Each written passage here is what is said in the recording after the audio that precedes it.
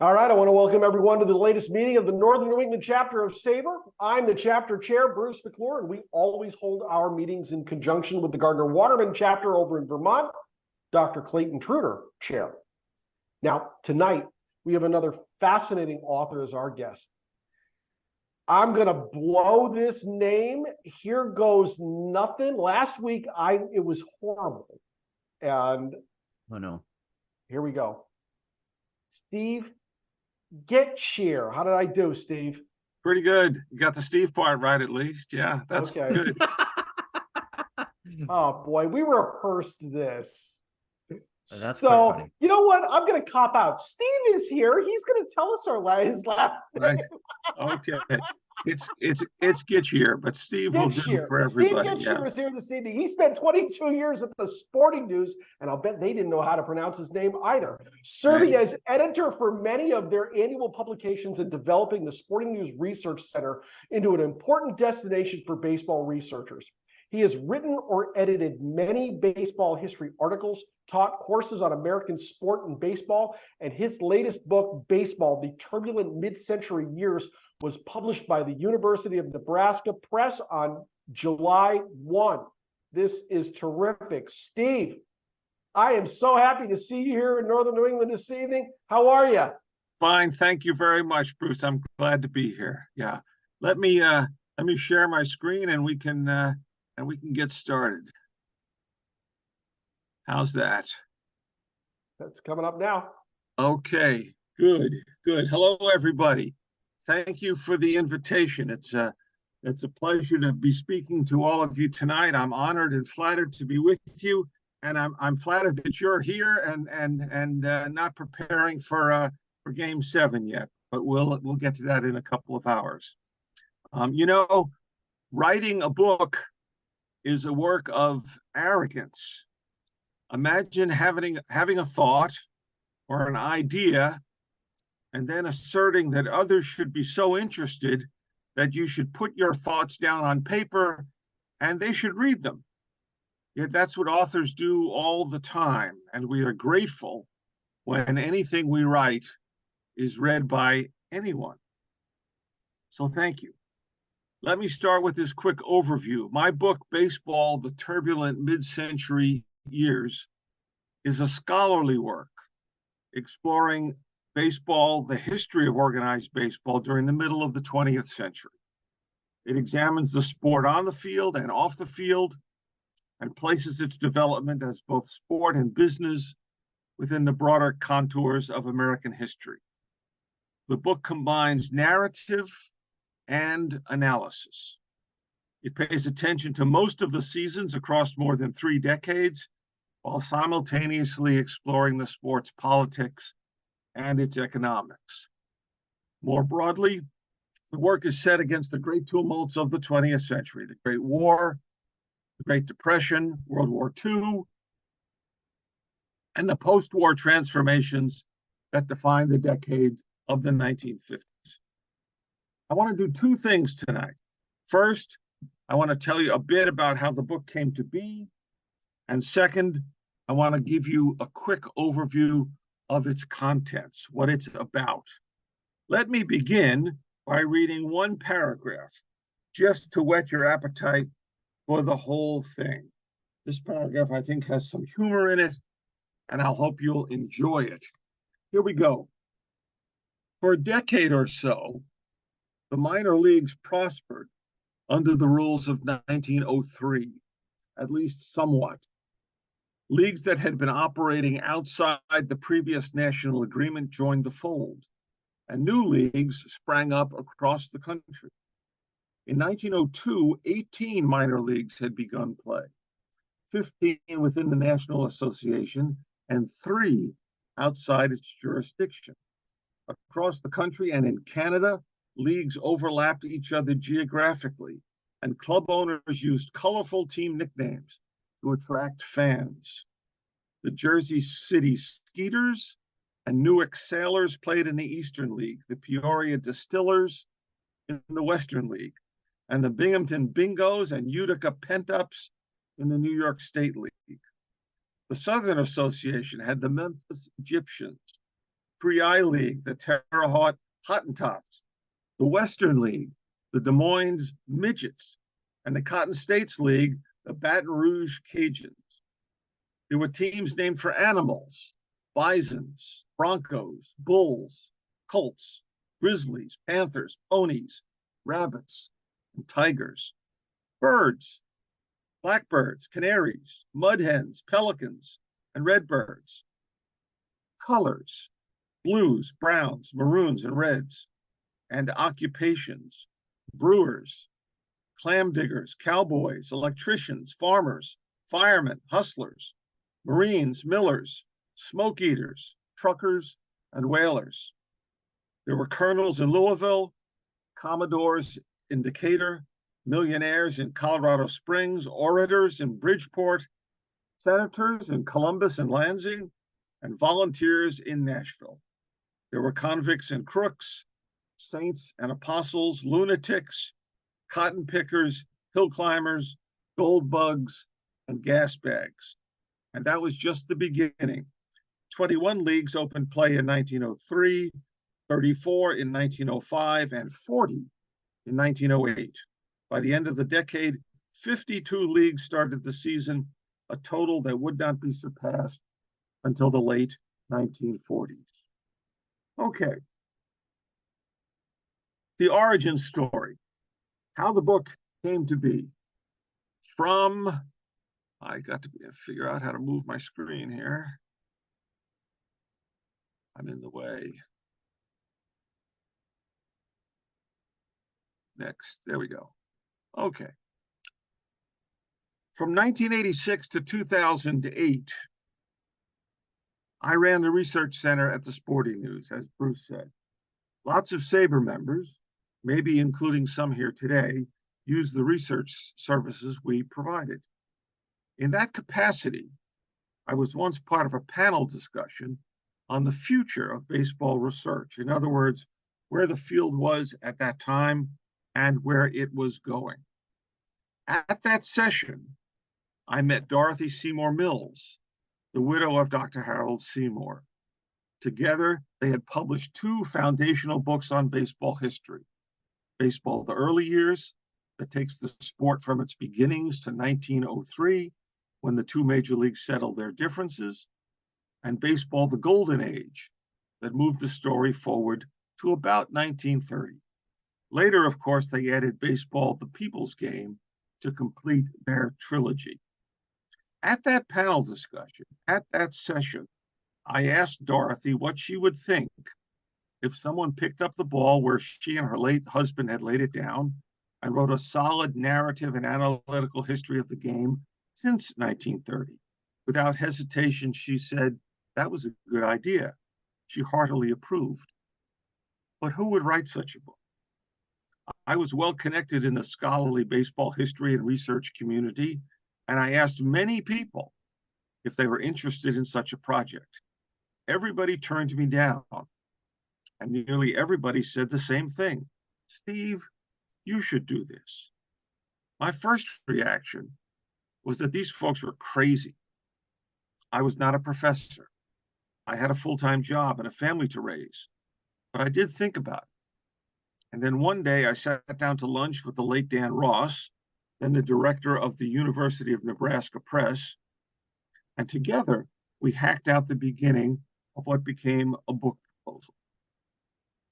Once I agreed to submit a proposal, the first question was how to define the book chronologically.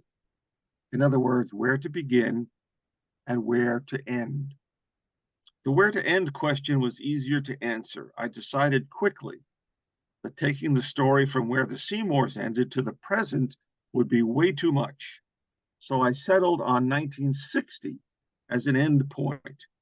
The reason was quite simple. 1960, as you know, was the last season in which each major league had only 8 teams. 1961, I argued, when the American League expanded from 8 teams to 10, would be the start of a new era. So that would be the end. But where to begin? You can't just start. You need a place and a reason. As luck would have it, I found the necrology section, the obits, in the 1932 Spalding Guide an essay called A Grim Harvest.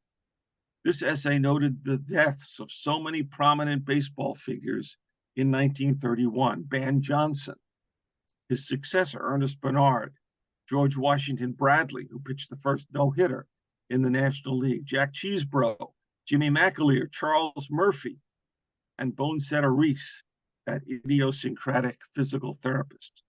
Plus, before the year was out, Gary Herman and Charles Comiskey and Barney Dreyfuss a few months later. So 1931 seemed like a turning point, the end of something old and the start of something new. I recall, too, one of the first adult books I ever read, Barbara Tuchman's The Guns of August, story of the beginning of World War I. It became my model. The Guns of August opens with the funeral of England's King Edward VII in 1910, the last time all the crowned heads of Europe, most of them related to one another, gathered together before the start of the Great War. Tuchman set the scene with her account of this funeral, and I tried to do the same thing with The Grim Harvest. And with that, I had my beginning. But really, not just where to begin, but how to begin, how to do the research. I was twice blessed. The first blessing was that I presided over the Sporting News Archives, a great research library with thousands of books and thousands of brown envelopes full of newspaper clippings. When I started at the Sporting News in 1986, before the internet, we subscribed to more than 100 daily newspapers. The second blessing was that I had gained access to the note cards that the Seymours themselves had compiled for books they did not have time to write. The Seymour collection is located at Cornell University in the Kroc Library, and I was able to go there and mine what I soon learned was a very rich collection.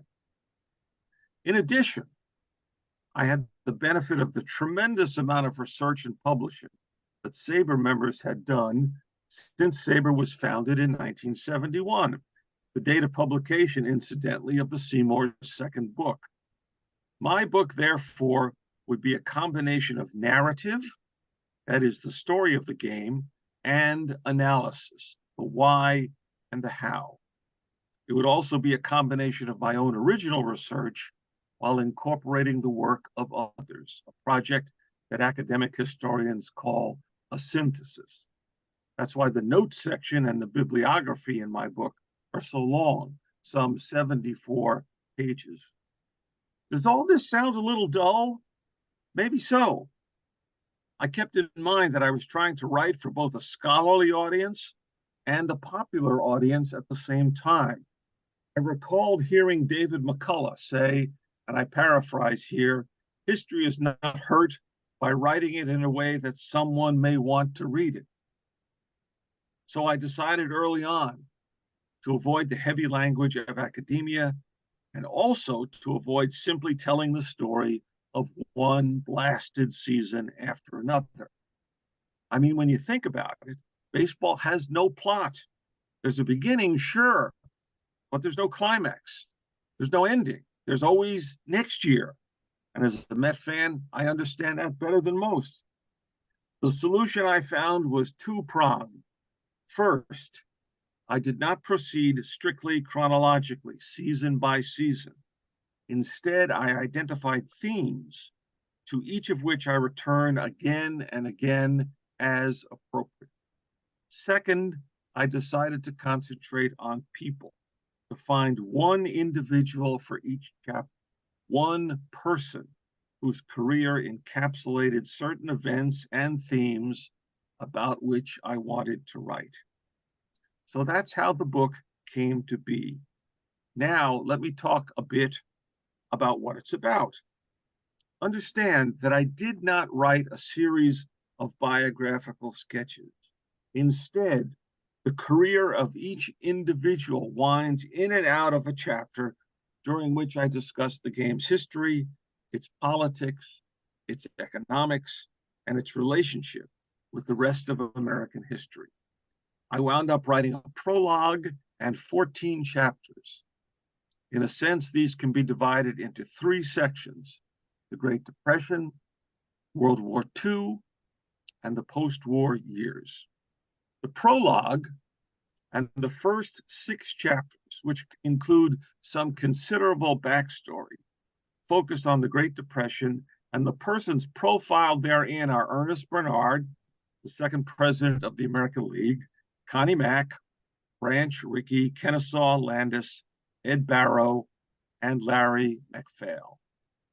Here we look at such things as declining attendance, downward pressure on salaries, reluctance to lower ticket prices, contraction of the miners, the advent of radio broadcasting, battles over farm systems and the minor league draft, and various innovations like the All-Star Game, the creation of the Hall of Fame, and the establishment of numerous postseason awards. The middle section covers World War II. It homes in on Hank Greenberg, Don Barnes, the owner of the St. Louis Browns, and Yogi Berra. Here we see the reaction of baseball to the start of the war in Europe. FDR's Green Light Letter organized baseball's patriotic effort to contribute to the war while simultaneously trying to keep players on the field and spectators in the stands. The impact of the military draft, the pronounced decline in the quality of play, restrictions on spring training and travel during the season, the change in the composition of the baseball itself, and the annual debate over whether the federal government would shut the game down entirely. The third part covers the post-war years, and its main characters are Tom Yawkey, Bill Veeck, Red Barber, Ford Frick, Henry Aaron, and Bill Shea. Here we look at returning veterans, labor relations, race, demographic change, television, and the threat of government intervention, plus safer travel by air, old, decrepit ballparks, problems signing young players more interested in attending college than playing in the minors, and the persistence of the peacetime selective service draft. It is a big book, admittedly, but I hope it is readable, and I hope it holds your attention. I hope, in short, that I have not been too arrogant. You can order the book directly from the publisher, the University of Nebraska Press, or from any bookstore. If you want a signed copy, send me an email and we can work that out. And now it's just been announced that Baseball, the Turbulent Mid-Century Years is available as an audiobook. Let me conclude by reading just one more paragraph, after which I'll be glad to take questions and engage in some discussion. This comes from the section on the beginnings of World War II. Ted Williams said he was confused. The Sporting News had reported that he had not initiated the appeal of his induction, and after the president's decision, Williams said, "I didn't want to get in wrong with anybody, so I let the local draft board handle the entire case. I didn't ask for it." In truth, Williams had hired an attorney to guide the original appeal, and Colonel Nelson said that Williams himself requested the appeal to the president. Thinking about enlisting to end the controversy, Williams toured the Great Lakes Naval Station in Chicago, where Mickey Cochran, now a late Navy lieutenant, ran the athletic program. Williams liked what he saw, especially when Cochran suggested that playing Major League Baseball before booing fans in every park might prove difficult. He took Cochran's words as a challenge. Defiantly, he announced that he would head south for spring training, earn big money, and enlist only after the end of the season. Despite editorial support from the Boston Globe and the Sporting News, the slugger began to reconsider when boos did greet him in several ballparks. Late in April, a Navy recruiter approached Williams. Secretly, they toured the Squantum Aviation Training Center in Quincy, Massachusetts. And on May 22nd, Williams enlisted in the Navy's new V5 program, which offered men with no college education the chance to become pilots. Assured that he would not be called to active duty until after the season, Williams, along with teammate and fellow V5 enlistee Johnny Pesky, had to attend night school for classes in mathematics, physics, and navigation. He finished the season by winning the Triple Crown, batting .356 with 36 home runs and 137 runs batted in. Deprived for a second year in a row of the Most Valuable Player award, Williams reported for the civilian pilot training course at Amherst College on November 15th. Okay, thank you very much for your attention. Let me get out of the stop share here, and we can open it up. Questions, comments? I'm going to open up the questions and comments to begin. As Steve just said, I think I see Karen either blocking her screen because she doesn't want to see my ugly mug, or she's got a question. I have a question. Go Yes, get 'em. ma'am. I would like to know, when you look at all these wonderful things, how can you decide between something that's legend or something that's fact? Well, I mean, you could go for the Shane version, which is, you know, when it's a choice between the truth and the legend, print the legend. But I think Karen, the honest answer to that question is that when something if you think something is not true, if you can't prove it true, say that in the text. You know, some people believe, or the story was at the time, or use words that indicate that that this is not accepted fact. Certainly, the whole controversy about whether or not Bill Veeck was going to buy the Phillies and turn them into an all Negro Leagues team is a subject of some dispute. I don't take sides. I simply say it's a dispute, and I discuss both sides and let readers read more on their own and make up their own mind. Okay, thank you. Sure. Questions and comments for Steve?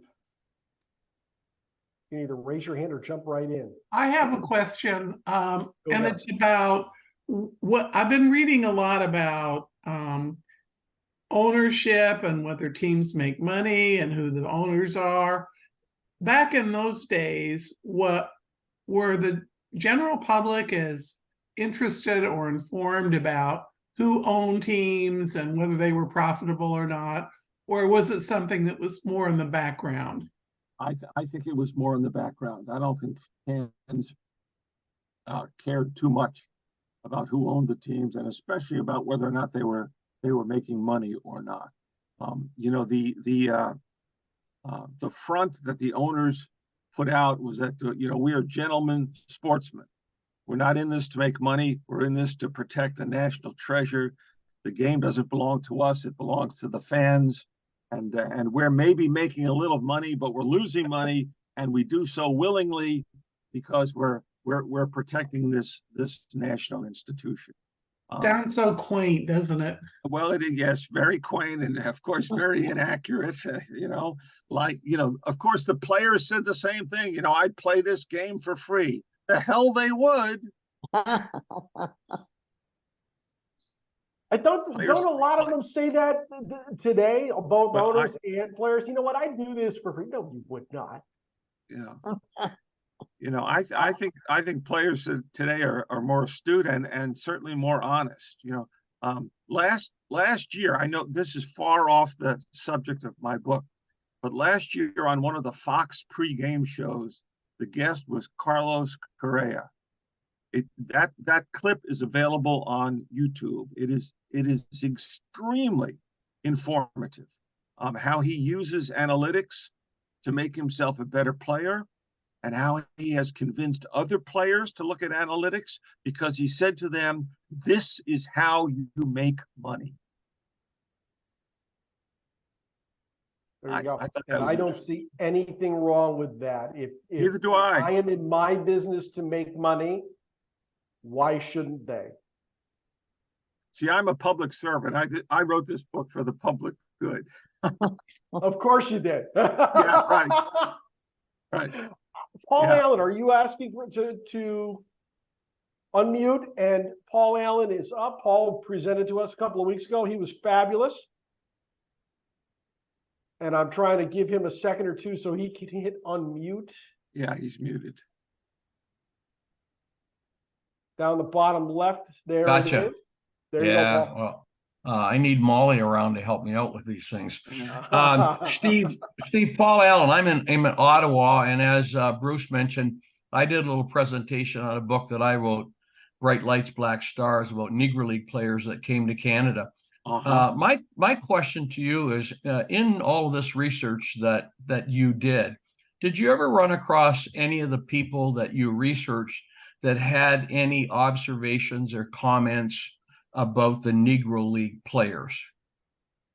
Oh, sure. And I think it's well documented that once major leaguers started playing against Negro League players, they recognized pretty quickly that these guys were very talented, and if given a chance, if given an opportunity, they could certainly do more than hold their own in the major leagues. I can't cite any specific examples off the top of my head, but there were managers as well. I mean, go back to John McGraw, who signed what's his name, and tried to pass him off as an American Indian instead of She was, yes. Tuckahoma. Help me, Paul. You know who I'm talking about. Yeah, I've heard the story, but the name doesn't. Charlie somebody, and it was determined that he was not a Native American. He was, as we used to say, a Negro, and therefore was not allowed. Charlie I do know that Bud Fowler was often light-skinned. Well, of course, he played before the a long time ago. But there are lots of players who go up to Bob Feller and Jimmy Fox and even Babe Ruth, on record saying, these guys know how to play the game, and they would do very, very well if they could play in the leagues. Well, I think it wasn't the players that were holding them back. Yeah, I think the Feller Satchel Paige All-Star Barnstorming Tour, proved, and plus Dizzy Dean had done it also. But I just wonder if there's any specific player, because sometimes in my talks it's nice to refer and say, well, Ted Williams said this, or somebody said that. But I heard a couple of them. But thanks a lot. I enjoyed it. Wide range of folks. Yeah. Dixie. I have the privilege and the advantage of having seen this before. I was on another Zoom with Steve, and so I'm going to ask the same two questions I asked back at that one for the benefit of the crowd on the screen tonight. And that is, Steve, tell us, what was the hardest chapter to write, and how many times did you say, why did I ever get involved in this? All right. Thanks for the question, Dixie, but I'm also glancing at the chat, and Susan was very kind to point out that the line "Print the Legend" is not from Shane, but from the man who shot Liberty Valance, a John Ford picture. So thanks for that correction. What was the hardest chapter to write? Boy, Dixie, I know I gave you a wonderful answer the last time you asked that. I hope it's the same answer this time. The hardest chapter to write was the last chapter. Because you're trying to bring all things together and make a conclusion. It's difficult. You've got all of these themes, and you hope that you can weave them together into a successful conclusion. I mean, this is a nonfiction book. It's not a novel, but it still has a beginning, a middle, and hopefully a satisfactory end. And I hope that when people put it down, assuming anybody reads it all the way through, they don't say, well, he didn't tell us what happened to this person, or he didn't tell us what happened to this. How did this crisis or controversy work itself out? I hope it ends satisfactorily, and that people have a smile on their face and say, well, that's it. The last chapter concerns expansion. It concerns the Continental League. Bill Shea's effort, first of all, to bring an existing team back to New York after the Dodgers and Giants had left for California. He was unsuccessful. He hooked up with Branch Rickey, who hatched the idea of a third major league. Rickey is innovative personified. And they threatened the two existing major leagues for a year or so. And of course, eventually the majors squash that effort to create a third league by deciding in a very haphazard and offhand way to expand. The American League announcing it will expand to Minnesota, move the Senators to Minnesota, put a new team in Washington and a team in Los Angeles, and the National League putting the Mets in New York and the Houston Colt 45s in the National League. Remember when Houston was a National League team? Boy, that shows our age, doesn't it? Yeah, Dixie, that was I think the toughest chapter to write. Now, the second part of your question. How many times did you say to yourself, why did I get involved in this? Oh, yeah, a lot. This book took a long time to write, and there were lots of periods of time when I didn't touch it because other events in my life intervened. Interfered, I guess is the better word. I always wanted to do it. I always wanted to finish it. I always had a vision of what it would be like as a finished product. And I always hoped that the cover would look as terrific as this cover. This is a painting by Greg Kreindler. He's an acquaintance of mine. I picked this painting not because it represents a specific event, but it represents the ethos of the year, the atmosphere, the kind of spirit of the book. Greg was kind enough to give us the rights to the painting. However, the photo on which it's based is owned by Getty, and Getty was not kind enough to give us the photo rights for free. But then the people at the press, the designers, Bruce, at the press, put that pennant on the bottom, and it just, I know I'm prejudiced, but I think it's a really good-looking book cover. And of course, on the spine, when it sits on a bookshelf, on your bookshelf, or even on a library, that word baseball really stands out. So, I don't think I ever regretted it. I often thought it'll never be finished, It'll be like Robert Caro working on the last volume of Lyndon Johnson.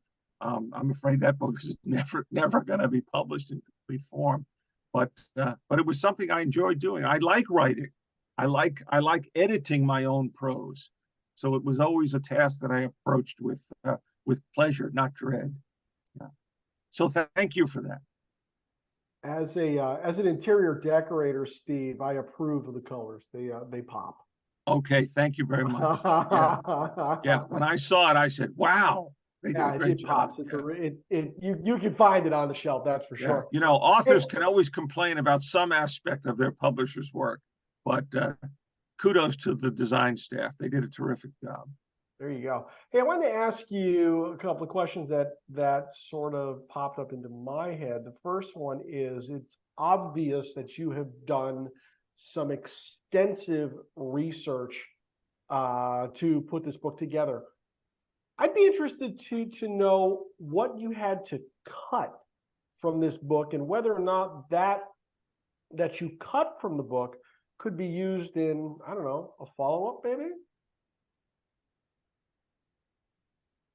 I cut more than 110,000 words. Say that again. You cut out just a second there. Oh, I said I cut more than 110,000 words. Oh, wow. Yeah. How many words does the book comprise? 230,000. Okay. Oh, wow. I cut a third of it. I made a calculation on how to turn words on the typewritten page into words on the printed page, and the formula I used was fundamentally wrong. I have no idea where I got it, but I thought with the big manuscript, 330,000 words, I thought I was producing a book of roughly 400 pages of text. And when I sent it to the press, and Rob Taylor, some of you may know Rob, when he looked at it, he said, "This is a 900-page book," and I was shocked. I was embarrassed. I still am embarrassed at how long it would have been. And he said, we've got to do something. At one point, we talked about 2 books, a bound set, 2 volumes. And I said, Rob, I'm pretentious, but I'm not that pretentious. Please, I'm not gonna unleash a 2-volume set on anybody. So let's cut. And he said, well, this is how much you have to cut to get it down to manageable size, to a book that people can pick up and hold in their hands. And so, when you have to cut 110,000 words, you can't nickel and dime your way through that. You can't cut a word from every sentence. You have to find whole sections that just X out and leave on the cutting room floor. It's like people who write a musical comedy, at a certain point, they say, that song in the first act, we just got to drop it and turn that song into 1 line of text somebody says, because the play is too long. And so that's what I did. A lot of what I cut, Bruce, was backstory. I would introduce a theme or an event, and I would, because SABR members have done so much work since the Seymour books were published, that the backstory was kind of I won't say a corrective, but an addendum to the Seymour's first 2 volumes. I would say something like, the Seymours talked about this, now we know this. And it was all backstory. And that all had to go. or be greatly reduced. And now, there were whole sections. And I figured, this is interesting, but maybe it's more interesting to me than it is to anybody else. So out it goes. No one who's read the book has said it's too short. Perfect. It's a long read, but I hope it's interesting. I really tried to write it in a way that will hold people's attention.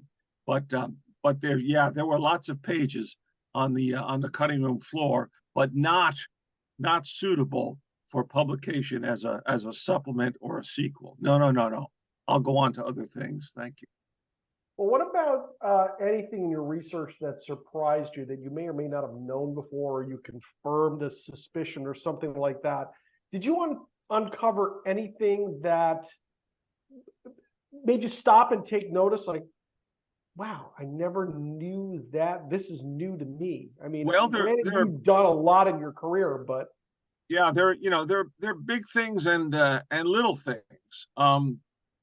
A little thing is that when ball players served in the armed forces during World War II, and then came back to civilian life, they had the right to a place on a roster. They had a right to get their old job back.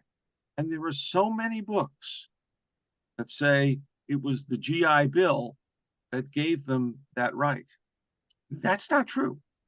That's simply not true. It was the Selective Service Act, the draft, that said when you're drafted, you serve your country, and when you're finished serving, you get your job back. The GI Bill is college tuition and all that, and housing and all that kind of stuff. So that was a small corrective, and I make note of that in the text. The larger point, I think, also concerns World War II in that we tend to think, baseball tended to think at the time, that President Roosevelt's green light letter was carte blanche, that baseball could, that Major League Baseball, that organized baseball, could go on as it had gone on before without any interference from the government. I mean, Landis was frantic after Pearl Harbor. Will there be a 1942 season? He hated Roosevelt, and yet he felt compelled to write to him and ask him, can we keep playing? Now Landis wrote him a letter, a note. He hand wrote it in pencil. Now, I don't know what you think about any president of the United States, but do you write to the president in pencil? What Landis did, and Roosevelt responded with the green light letter. It was printed in full on the front page of the Sporting News, and the editor suggested, even before the 1942 season began, that Roosevelt should be named Sporting News' baseball's Man of the Year. But if you read the green light letter, it's equivocal. It says, yes, baseball should be continued, but individuals should still do their patriotic duty to the country. In other words, he's saying, well, yes, baseball should continue, but the players that you have in the major leagues might not be able to continue. So the question for baseball is who populates the rosters if the stars go off to war? And then as an extra dig, Roosevelt says, and by the way, we should have more night games because people are working the day shift and want to go to games at night. And of course, there are a bunch of owners who took that as a criticism. So the green light letter is ambivalent. It was not the carte blanche that it was proclaimed to be at the time. That's one example, I think, answer your question. That's very interesting. What else do we have for Steve? Paul Hensler. Paul, and then I'll go to Tom. Yes, thank you. Can you hear me? I can. Perfect. Oh, okay. Great work, Steve. And this backfills a period of history that I've had some great conversations with our colleague Dave Bomer. He's very well versed in this particular period. I'm more of a 60s, 70s, 80s guy, but I've had some wonderful conversations with him about exactly the period that you've wrote about. And I appreciate several things. One, your experience of what you've gone through to put the narrative together, although my work is much more modest in proportion. But I can appreciate, and I've learned a little bit tonight of how you've culled different aspects to formulate the narrative and choosing different personalities for each chapter to move the narrative along. So it's been a learning experience for me too. And with your email address posted in the chat, I'll be contacting you to make arrangements to get a signed copy. Thank you very much. Thank you. I appreciate that. Yeah. Yeah, I know Dave Bomer as you do, and he's an expert on Ford Frick. I've read some of his work as part of my work. I try, Paul, not to make judgments in the text. I try to lay out the case and let other people make judgments. What's interesting is I think I'm fairly critical of Ford Frick as kind of a befuddled commissioner in the 1950s. Dave is much more favorable in his evaluation of Frick, and yet when he read my chapters, he said, "Well, he agrees with me." So, so that's just fine. That's that pleases me. That pleases me very much. I think Frick faced expansion, westward expansion in the United States, television, and the threat of a third league, and just did not quite know how to handle. I'm looking forward to his book too, and it'll be a nice contrast from what you've just said and what he ends up writing too. Yeah, he's not finished yet, I don't think, but like you, I'm looking forward to it. Yeah. Thanks, Steve. Frick's an interesting guy, whether you appreciate him or not. Yeah. Thanks, Steve. I think you had a comment too. I'm sorry, I just jumped on. Sure. So my question is sort of a follow-up on Bruce's, and Paul kind of touched on it a little bit. Did your research develop insights into the personalities you identified in a way that changed your knowledge and assumption about those persons when you went in? Did you learn something that not just a minor point, for instance, that Ted Williams, whether he was looking to go into the service or not, but just something that really sort of shifted your assessment of that person before you went in? Yes, Tom, in a couple of ways. I mean, first of all, the subject of the prologue, Ernest Barnard, the second president of the American League, is a person who I think is unknown to all of us. Raise your hand if you know a lot about Ernest Barnard. There we go. I didn't when I started. So he emerged out of almost nothing. And almost everything I say about him was brand new to me, and I think brand new to most readers. Then I suppose maybe the figure whose life experiences I learned a lot about was Tom Yawkey. Bill Nallon has written a terrific book on Tom Yawkey. You can't rewrite that book, and I wouldn't want to, but I say certain things about Yawkey's upbringing, his family history in South Carolina, that I think have an impact on how the Red Sox reacted to the race question in the late 1940s. And I hope that people who pick up the book will read that section of the chapter where Yawkey is the main character with a great deal of interest. And then I think one more example would be Landis. Baseball fans, maybe not baseball scholars, but baseball fans tend to think of Landis as all powerful, as the man who ruled the game for almost a quarter century with an iron fist, and that the owners did everything he said. I would suggest that if you read the record, that Landis didn't do much of anything, that he pounded his fist a lot, that he yelled, he freed some free agents every now and then, but after the Black Sox, what's his next greatest victory? I don't think there is one. The battle in the 1920s and the 1930s is over labor supply. How do we procure players? How do we pay players? Landis was opposed to the farm system. Branch Rickey and the other owners were not. And he loses that battle big time when the Yankees finally, the richest team, when the Yankees finally decide to make farm teams part of their organization, Landis, he just shrinks away. I don't think he was all that powerful at all. And that is, I think, a portrait that is at variance with what most fans have come to believe. Oh, if we only had a commissioner like Landis. Well, he loved the game, that's true. But all powerful? I don't think so. No. Very interesting. Very interesting. Thank you. Anything else for Steve? Yeah, I got a question for you. Joe. Sure. Two things. First of all, I understand that things change over time. One of the things that you said earlier that I would say isn't really true in my case, I'd be happy to play the game for free. All right. My problem with that is that they started the designated hitter rule about 30 years too late. Sure. Sure. Right. Yeah. Well, of course, we'd all like one swing in a major league uniform, wouldn't we? But that ain't going to happen. No. Now you tell me. Yeah. Sorry.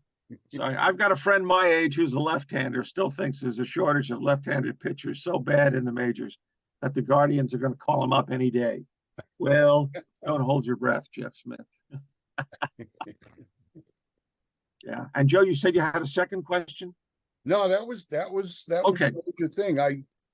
I'm from Boston, the Boston area, so I followed Yawkey. I noticed that the Red Sox were, I think, the last team to integrate. That's correct. And the integration didn't last as long as it should have at the time. Mm-hmm. And I think that was the tenor of the times. Yeah. Unfortunate. And I think, in my own opinion, we will have equality when we don't talk about that anymore because you don't need to. Mm-hmm. That's what I would like to see in everything, basically. Sure. Okay. Thank you.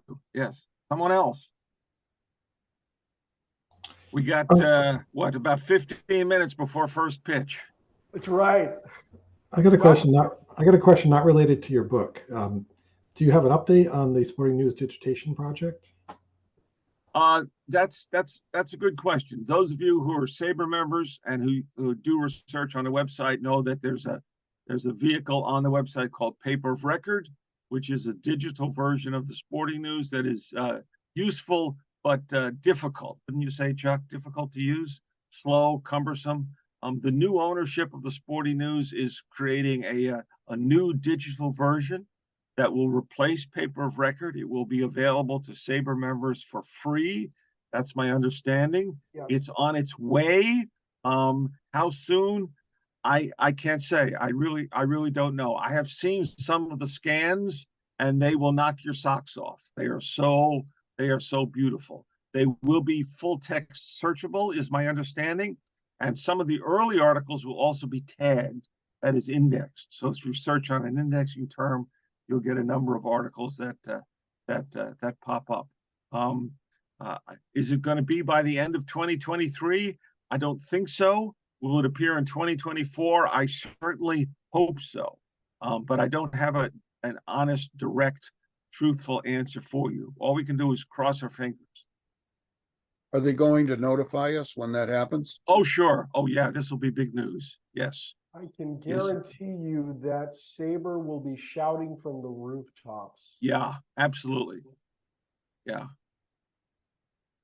Now I'm going to blow this name too, because that is what I am known for in SABR. Gary Joquin. Did I get it right, Gary? Yeah, that's perfect. Perfect. Yes. You're on. Yeah. I was curious, Steve, if you could talk for a few minutes about, if I recall your bio in advance of this meeting, you were responsible for creating the research department of baseball at the Sporting News. That's right. Could you talk for a few minutes about what that meant, what it was initially, what it became, and perhaps even what it is today? Sure. The Sporting News turned 100 years old in 1986. And the president of the company, what we would call the publisher, knew that he had all of this stuff. And in some way, he wanted to do something with it. We had our own building, 1212 North Lindbergh Boulevard in St. Louis. Some of you may have visited that place. But all of this stuff was scattered hither and yon, some in back rooms, some in a bank vault, some on open shelves. And he wanted to do something with it. So he called a friend of his who was a professor of history at the University of Missouri, St. Louis. If you've read the book about the Players Association, The End of Baseball as We Know It, the author is Chuck Core. That's the fellow he called. So Chuck came out and he looked at all this stuff and he said, you know, I'm not really competent to tell you what to do with it. You should talk to my friend who was the archivist at the University of Missouri, St. Louis. Ann Kenny went to the Sporting News and looked things over. Because she was an archivist, she said, Mr. Waters, you need to hire an archivist. And I was an archivist and I had an interest in sport. So I applied for that job when it was created. Ann Kenny helped to write the job description and I got the job. So I showed up in September of 1986 as a unique individual on the Sporting News staff, attempting to do what no one else was doing. Over the first couple of years, I worked with an architect to design an addition to the building that became the archives or the research center. And I got all of those things that were hiding in disparate places and pulled them together in one place. And we created a library. We organized the clipping files. We organized the photograph collection. We organized media guides, not just in baseball, but in all the sports we covered. One of the things I did was preserve the so-called Conlon collection, the negatives, glass and plastic, taken by Charles Martin Conlon, resulting eventually in a couple of books and some baseball cards that had some renown while they were being published and distributed. And we had a dedicated space for all of this historical material. The original intention was that the research center would be made available only to our own employees. And at a certain point, after I had earned my wings, so to speak, I went to Mr. Waters and I said, I want to open up the research center to outsiders. I want to let members of the researching public, people with an interest in baseball history and the history of other sports, to come in here and we'll operate as if we were a library or a special collections department on a university campus. And he said, don't you think that will interfere with other aspects of your job? And I said, I think we can handle both. He said, well, fine. Well, how much are you going to charge these people to come in here? And I said, well, I'm not going to charge them. I'm not going to charge them anything. I think access to information, generally speaking, is supposed to be free. I mean, you can walk into the public library you don't have to pay a fee to get in or to take a book off the shelves. And he said, well, what are they going to do with all this information? I said, well, some of them are going to write books. He said, well, if they're going to make money on these books, shouldn't we get a cut? And I said, oh, don't worry. They're not going to make any money on these books. And he said, Steve, you know some really strange people. I said, yeah, they're SABR members. And that's what we do. That's what we do. So that's how the research center functioned and how we let people in. You know, if you look at a fair number of baseball books published, say, between 1988 and 2008, our name appears in the acknowledgments many, many times. And when I see that, that puts a smile on my face. That's what we did. Now, in 2008, the Sporting News was under new ownership. American City Business Journals owned the company, and they decided at a certain point that the company was moving to Charlotte, North Carolina. And as the man who told me that news said, we're going to North Carolina and you're not. I was, in the polite parlance of the American economy, I was laid off. No, I was fired. My job was eliminated. The archives was put in boxes and sent to Charlotte, to a series of warehouses where most of it survived, most of it, but not all of it, for 13 years. 13 years later, I know this story goes on, but I wrote about this in the Baseball Research Journal a couple of years ago. Let me abbreviate this and say the archives has been saved. It has been returned to St. Louis, and it now exists on the campus of Lindenwood University in St. Charles, Missouri. That's where I was working after the Sporting News. But as the archives was arriving, coming in the door, I was being ushered out the door, a layoff associated with COVID. They took the most important part, the person who knew the most about this material, and said, we don't need you here anymore.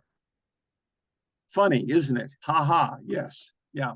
So that's in brief, that's the story of the archives, but you can read about it in the BRJ a couple of years ago. Thanks for the question, Gary. All right, let's get everybody out of here so that we can get to the National League Championship Series. What do you say? Okay, let's check the chat and Bruce, and just make sure we haven't missed anything. Now, next week, Monday, October 30th at 7 p.m. Eastern, we have another great guest for everybody here. Join us for a fabulous discussion with SABR member and podcaster Anna DiTomaso. Anna's podcast is the Baseball Bucket List. I've appeared on it a couple of years ago now. It's a wonderful podcast, and you're not going to want to miss her insights on podcasting, baseball, and what exactly the Baseball Bucket List is. We're going to talk about that next week, Monday, October 30th, 7 p.m. Eastern. Steve, thanks a lot for coming out and doing this for us. I really appreciate it. Thank you very much for having me, and enjoy the game tonight and the World Series. That's right. That's right. And let's get ourselves in front of the TV for the NLCS. Have a good night, everybody. Okay, thank you. Bye-bye. Thank you all.